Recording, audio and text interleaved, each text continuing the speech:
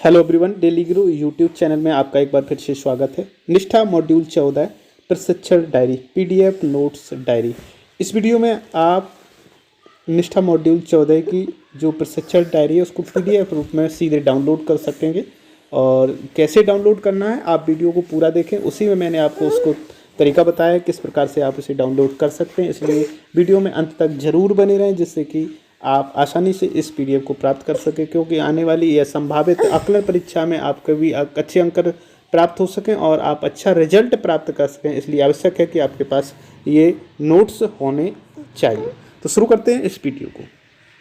तो शुरू करते हैं इस मॉड्यूल 14 विद्यालयी शिक्षा में नई पहलें। और इसका जो पीडीएफ है वो आपको लिंक मिल जाएगा, वहाँ से आप सीधे डाउनलोड कर सकते हैं। तो इसको शॉर्टली हम लोग देख लेते हैं।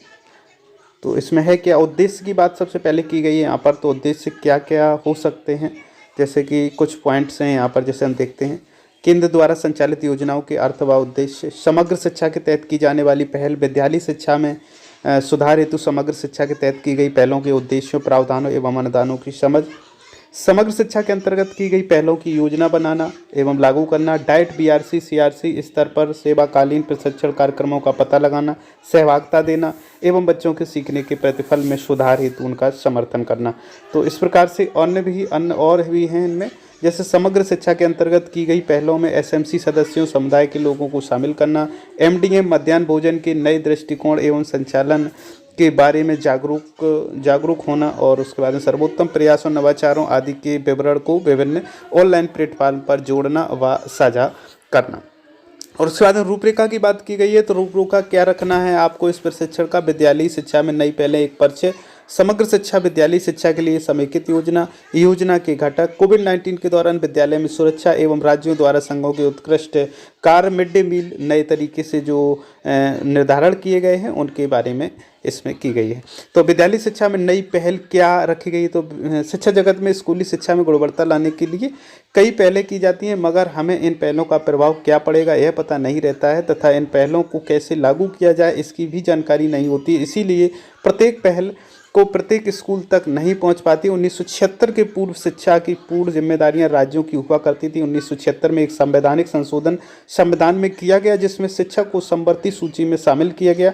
यह एक दूरगामी कदम था। वित्तीय, प्रशासनिक एवं मूलभूत बदलावों के लिए केंद्र व राज्य सरकारों के बीच जिम्मेदारी के नए बंटवारे की जरूरत थी। फिर केंद्र सरकार ने शिक्षा के राष्ट्रीय एवं एकीकृत चरित्र को मजबूत करने, शिक्षा की गुणवत्ता लाने के लिए अपनी जिम्मेदारी स्वीकार की। देश में प्राथमिक एवं शिक्षा के प्राप्ति के साथ साथ माध्यमिक शिक्षा को भी बढ़ावा देने के लिए भारत सरकार ने कई कार्यक्रमों व परियोजनाओं की शुरुआत की, जिन्हें केंद्र प्रायोजित योजना कहा जाता है। तो इस प्रकार से नई पहलों की शुरुआत हुई। इसके बाद समग्र शिक्षा की बात की जाए तो एमएचआरडी जो आजकल मानव संसाधन विकास मंत्रालय जो था अब शिक्षा मंत्रालय के नाम से जाना जाता है, के लिए एक व्यापक कार्यक्रम 2018-19 में समग्र शिक्षा के रूप में शुभारंभ किया गया। इस योजना की स्कूली शिक्षा में समान अवसर के साथ साथ स्कूल की गुणवत्ता में सुधार के अलावा पूर्व प्राथमिक कक्षा से 12वीं कक्षा तक सुधार कार्य किया गया। तो इसमें क्या है, सर्व शिक्षा अभियान, मुख्य रूप से यही पॉइंट इंपॉर्टेंट है जो शामिल किए गए हैं। सर्व शिक्षा अभियान, एसएससी, राष्ट्रीय मध्यम शिक्षा अभियान, और उसके बाद में शिक्षक शिक्षा यानी कि टीचर एजुकेशन, 3 पूर्ववर्ती योजनाओं को सम्मिलित किया गया। उसके बाद में योजना का उद्देश्य क्या रहा, गुणवत्तापूर्ण शिक्षा और प्रतिफलों में वृद्धि करना, शिक्षा में सामाजिक एवं लैंगिक अंतर खत्म करना, निःशुल्क एवं अनिवार्य शिक्षा। तो ये इसमें रहे महत्वपूर्ण योगदान इनका रहा। उसके बाद समग्र शिक्षा अभियान की जो घटक थे वो घटक कौन कौन से रहे। पूर्व विद्यालय शिक्षा, पढ़े भारत, बड़े भारत, खेल इंडिया मिश्रित ई विद्यालय अनुदान, केजीबीवी, समावेशी शिक्षा को बढ़ावा देना, सगुन रक्षा, विद्यालय सुरक्षा, रंगोत्सव, विद्यालय आधारित आकलन, youth club, eco club, UDISE, प्रदर्शन ग्रेडिंग सूचकांक, पुस्तकालय अनुदान और शिक्षक शिक्षा योजना। पूर्व विद्यालय शिक्षा, पढ़े भारत, बड़े से भारत। अब जो प्राथमिक शिक्षाएं कक्षा 1 से शुरू होती थी वो पूर्व प्राथमिक विद्यालय को भी इसी में जोड़ने का प्रावधान किया जा रहा है। जो कक्षा 1 से 3 से कक्षा 1 से पहले की कक्षाएं होती हैं जिन्हें आंगनवाड़ी कहीं आंगनवाड़ी के रूप में जाना जाता है, तो उसमें 4 से 6 साल तक के बच्चों को शामिल किया गया। उसके बाद में पुस्तकालय एवं खेल की बात की गई तो यहाँ पर NES राष्ट्रीय अचीवमेंट सर्वे उपलब्धि सर्वेक्षण 2017 से पता चला कि किताबें पढ़ने से बच्चों की उपलब्धि के सुधार होता है। तो इसलिए पुस्तकालय और खेल को भी इसमें शामिल किया गया। उसके बाद मिश्रित विद्यालय अनुदान की बात की गई। जो प्राथमिक और उच्च प्राथमिक हैं विद्यालय हैं उनमें क्या अनुदान दिया जा रहा है, जैसे कि 100 बच्चे तक 25,000 रुपये, 100 बच्चे से ऊपर 250 बच्चे तक 50,000 रुपये, 1,000 बच्चे तक 25 से 75,000 रुपये तथा 1,000 से अधिक बच्चों पर 1,00,000 रुपये का अनुदान दिया जाता है। तो इस प्रकार से ये अनुदान विद्यालय के गुणवत्ता में सुधार करने के लिए, विद्यालय में विभिन्न योजनाओं को बनाने के लिए खर्च किया जाता है। उसके बाद में समावेशी और बालिका शिक्षा के तहत TLM वगैरह है अनुदान, इसके लिए भी कुछ राशि दी जाती है, जैसे 3,000 रुपये से अब बढ़ा करके 3,500 रुपये प्रति बच्चा कर दी गई। उसी प्रकार से और जैसे बालिकाएँ जो KGBV है यानी कि कस्तूरबा गांधी बालिका विद्यालय, इनके लिए भी अनुदान को बढ़ाया गया है। तो इस प्रकार से ये बहुत कुछ इसमें आत्म सुरक्षा प्रशिक्षण अनुदान, इसमें भी अनुदान दिया जा रहा है। तो अनुदान से संबंधित ये भरा पड़ा है पूरा प्रशिक्षण। इस PDF को आप हमारे इस वीडियो के डिस्क्रिप्शन में लिंक मिल जाएगा, वहाँ से जाकर जरूर डाउनलोड करके इसे पढ़ लें, जिससे कि आपको यहाँ तक जानकारी या इस वीडियो में जो भी इम्पोर्टेंट पॉइंट्स हैं वो आप तक पहुँच सकें। उसके बाद परिवर्तन और पाठ्य पुस्तक एवं वर्दी के लिए अनुदान की बात है। कक्षा 1 से 8 तक के लिए तो सभी के लिए वर्दी का मतलब ड्रेस से मतलब है, ड्रेस अनुदान मिलती है, पाठ्य पुस्तकें फ्री में दी जाती हैं, परिवहन आने जाने की भी व्यवस्था है। उसके बाद निःशुल्क वर्दी और पाठ्य पुस्तकें की बात, उसके बाद बात आई CRC को मजबूत बनाना, इसे क्यों मजबूत बनाना है, क्या मुद्दे हैं, क्या इनकी बैठक कब होनी चाहिए।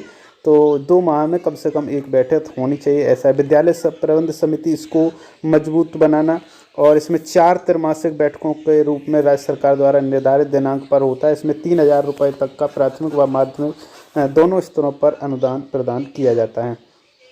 इसके बाद में बात है विश्वसनीय आंकड़े और जवाबदेही एवं पुरस्कार। तो शिक्षक पुरस्कारों का भी चयन किया गया है। पहले जो शिक्षक पुरस्कार थे वो संख्या में कुछ ज़्यादा थे, लेकिन अब उन्हें कुछ सीमित कर दिया गया है। लेकिन उनकी जो उसके बाद में ऑनलाइन निगरानी प्रणाली, जैसे ऑनलाइन योजनाएं हैं, ऑनलाइन निगरानी निधि उपयोग योजनाएं, भौतिक लक्ष्य परिणामों की निगरानी इसके मुख्य कार्य हैं, और पोर्टल में डेटा एनालिसिस प्रदान करता है, ग्राफिक्स। तो ये काफ़ी कुछ पॉइंट्स हैं जो जोड़े गए हैं और कुछ इन्हें अपडेट किया गया है। विद्यालय आधारित आकलन को बढ़ावा दिया गया, जैसे कि आप देख पा रहे होंगे इस समय। पहले जो प्रशिक्षण थे या 5 सितंबर सबसे पहले क्या था, 1958 में जो पुरस्कार थे, शिक्षक पुरस्कार शुरू किए गए थे कब 1958 में 58 में, और उसके बाद में क्या किया 1960 में निर्धारित किया गया कि 5 सितंबर को ये पुरस्कार दिए जाएंगे। पहली संख्या इनकी बढ़ाकर 378 की गई। वर्ष 2018 में इस योजना की संदर्भिता में संशोधन किया गया, और संशोधन में पुरस्कारों की संख्या जो है वो कम करके केवल 45 कर दी गई। तो ये बहुत ही महत्वपूर्ण चरण है। तो जब आप प्रशिक्षण पूरा कर रहे हैं तो ये आवश्यक है कि ये जानकारी आपको होनी चाहिए।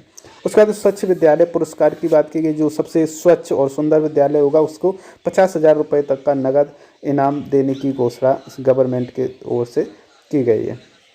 तो इस प्रकार से इस PDF को आप ज़रूर डाउनलोड कर लें, आपको हमारे वीडियो के लिंक में मिल जाएगा वीडियो में, वहाँ से आप सीधे इसे डाउनलोड कर सकते हैं। साथ ही यदि अभी तक आपने व्हाट्सएप और टेलीग्राम चैनल को ज्वाइन नहीं किया है तो उसको भी ज्वाइन कर लें, उनके लिंक भी आपको इस वीडियो के डिस्क्रिप्शन में मिल जाएंगे। शुरू कर